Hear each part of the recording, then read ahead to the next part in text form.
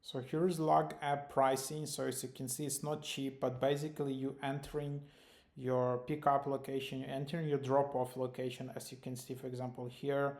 Then you can just select one of these options, either light, pickup, van, XL, or box, and then you can just select the pricing for minutes of labor.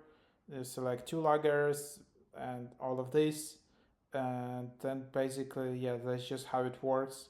And yeah, so that's the idea. And I think the base price is $30, and then it charges you for the minutes. So for like some like 10 minutes ride from them, for example, you have a sofa which is 10 minutes away from you. You bought it on Craigslist. Like the delivery for that will be around like $60-70 with labor included. So they will can put up sofa to your apartment, for example. So it's kind of not cheap, not super expensive if labor is included.